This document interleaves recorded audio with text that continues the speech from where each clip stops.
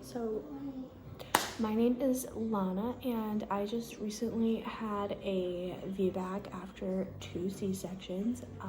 I made a video with my birth story in it a couple weeks ago, so you can check that out if you want to. But this video, I'm gonna talk about why I decided to have a VBAC instead of a repeat C-section, and also what I did to prep for my VBAC.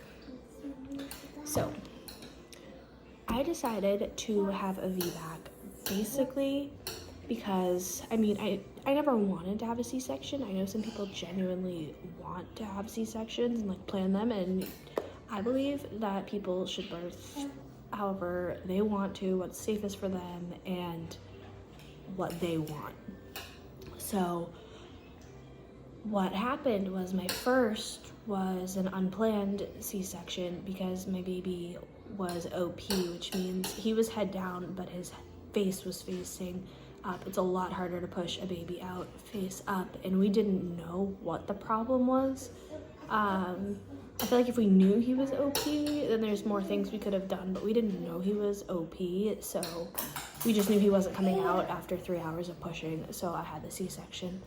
I had a repeat C-section, like a scheduled planned C-section with my second, because my blood pressure had been high since I was like 28 weeks. I was on blood pressure medication. Around 36 weeks, the blood pressure medication stopped working, and I was not dilated at all, so I felt it was safest to go ahead with a repeat C-section. However, so I got pregnant for the third time, and as soon as I found out I was pregnant, I was like, I'm gonna look up, risks versus benefits of having a VBAC. I didn't even know if it was really possible to have a VBAC after 2 C-sections, and there's not a whole lot out there. Like, I ended up finding a lot of information, but I feel like it's kind of hidden and buried, and it's not very easily accessed. So that's why I'm making these videos. If anybody else is in that position where you've had 2 C-sections, and you're just not sure what your options are, like, you have options, and I kind of had to figure everything out for myself. So I was up all night researching what's safest. Is it safer to just schedule a repeat C-section? Like, what are the real risks here of having a VBAC after 2 C-sections? So that night, what I found was ACOG, the American College of Gynecologists, says that VBAC after 2 C-sections is still a reasonable option. It's still, if you can be successful at it, it is still preferred over a repeat C-section. So I said, okay, so that answers that question. My next question is how far in between births, because my daughter, for my second C-section, was only 9 months old.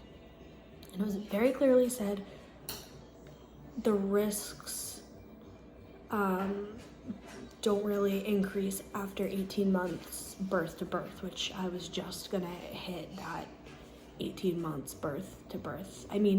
As long as my son didn't come before 37 weeks, I was gonna hit that 18 months birth to birth. So in my head, I'm like, okay, well, that just answered all my questions. Like, if I can have a VBAC, if my blood pressure isn't, too high, if I can have a VBAC, that's the safest route to go. And I always wanted to have a VBAC. Like, I didn't want to have the repeat C-section with my daughter. I just knew at that time that that's what was safest. So I go to my first OB appointment at 7 weeks, and we do the ultrasound. Baby's looking great. They pull me and my husband into the back room, and they just say, okay, so you said this is your third baby, yeah, so let's talk about your previous deliveries. I said, oh, they're both C-sections.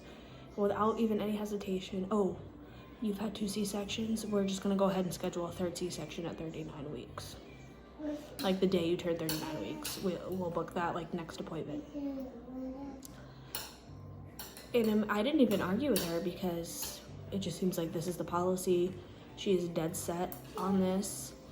and it's just what they do. And I felt like me trying to go back and forth with her wasn't going to be productive, so I just said okay, and I just never went back to that particular OB.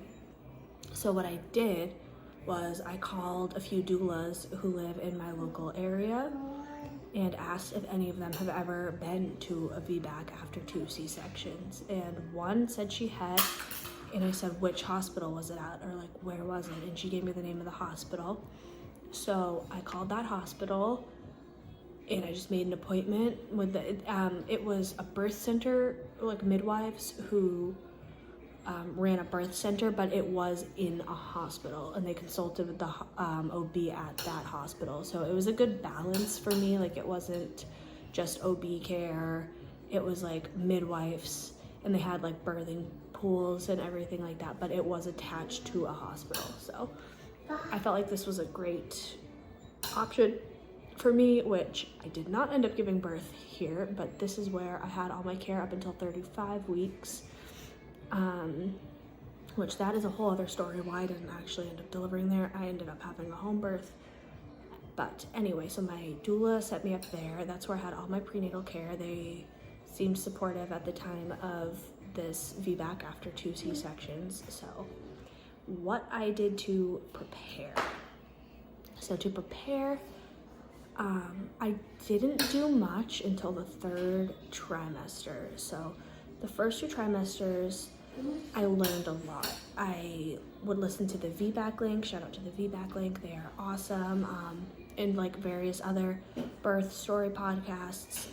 There's one I believe called Home Birth After Cesarean, which I would listen to, but I wasn't planning on having a home birth, and like I would have wanted one, but I didn't think it was an option for me my whole pregnancy. So I like wanted to listen to the podcast, but it made me a little sad because I'm like, I want to have like this natural instinct-led birth, and I just didn't think that that was possible for me. So I didn't listen to that a whole bunch, but I listened to the VBAC link. They actually weren't releasing episodes in the beginning of my pregnancy, and then they started releasing new episodes every week, and I was like so excited. I was like, oh, thank goodness, because I had already listened to every single episode. But I still would have to wait like a week for the next one to come out. So I learned so much from the VBAC link and listening to other people's birth stories. There's so much about birth. It's like there's so much, especially hospital birth, all the interventions. I read Ina May's Guide to Childbirth. She goes over like all of the hospital interventions. That's a really good read, and just like basically the difference between a physiological, which is like an unmedicated intervention-free birth, versus a hospital birth with interventions. She goes over all of that. It's a really good read if you want to be educated in like your birthing options and different interventions. So I learned as much as I could.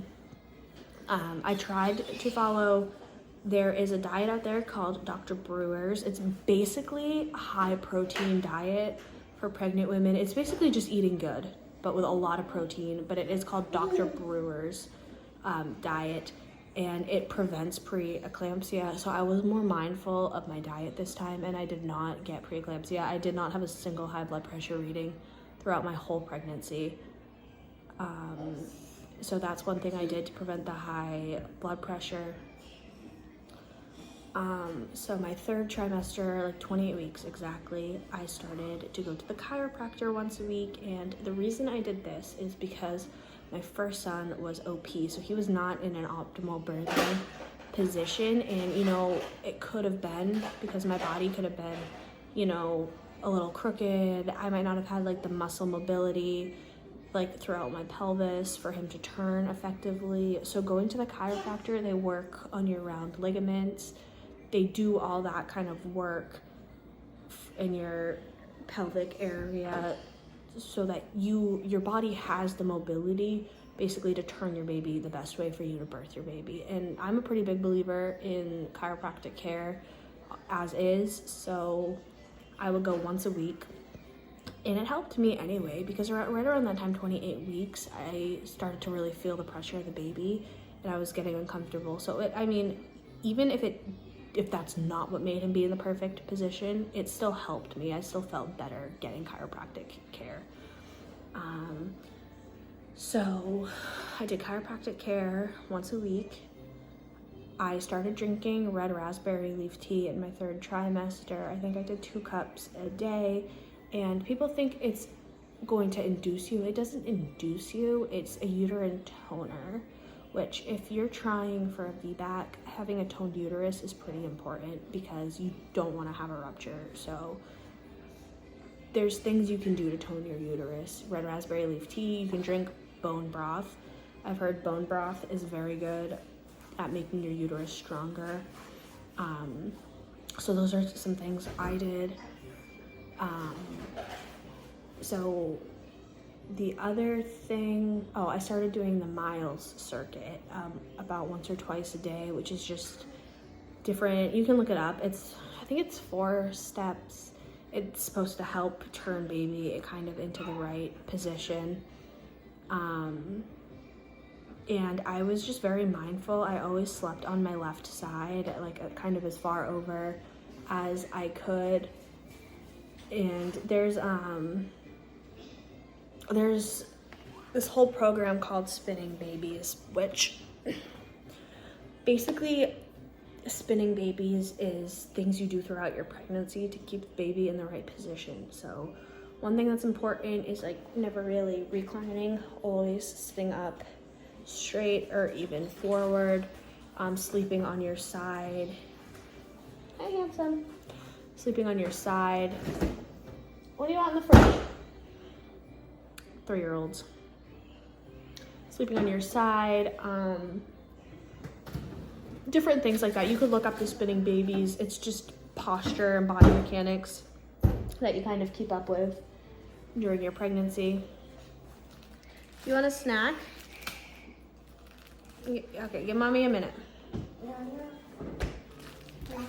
So, yeah, basically, that's the majority of what I did, because that was my biggest fear, was baby not being in the correct position because of what happened with my first. And I don't know if it was luck, I don't know if any of those things actually helped, but he ended up being in the perfect position to birth. Like, the last few weeks of my pregnancy, he was engaged and they knew what position he was in, and it worked out really well. I think throughout labor, having knowledge about physiological birth in the process did help me, because I kind of knew if things were looking normal or not. I did have a doula, like the doula who I asked about the hospital, she did end up being my doula with me throughout labor, which doulas are great, honestly, especially if you are having a home birth, because midwives sometimes don't like to be there until you're in active labor. So doulas kind of help you get through like that earlier stages of labor. I mean, they get you through the whole thing. They don't leave it till the baby's born, but yeah, having a doula is great. So literally like a couple days before I gave birth, which I gave birth at 38 weeks, which I don't think is extremely common. It kind of does run in my family though, like giving birth a couple weeks early. I gave birth at 38 weeks. I did start eating the dates at 37 weeks, and I had started expressing colostrum, and I did eat some dates and expressed colostrum the night before I went into labor. But is that what put me into labor? Like, I'll never know. I don't think so. I don't think just eating a few dates like the night before or expressing a little colostrum is actually gonna like put you into full-blown labor the next day. But I'm not 100% sure about that. But yeah, so I started dates and expressing colostrum around 37 weeks. But anything that I'm saying in this video, you should talk to your doctor about, your midwife, your OB, whoever is going to be helping you through your pregnancy. But yeah, these are just some, Callie. This is just what I did to prepare for my VBAC after 2 C-sections, and everything went really well, and I was really glad that I learned all this stuff before I went into labor. So I hope this helps somebody who is considering a VBAC after 1 or 2 C-sections.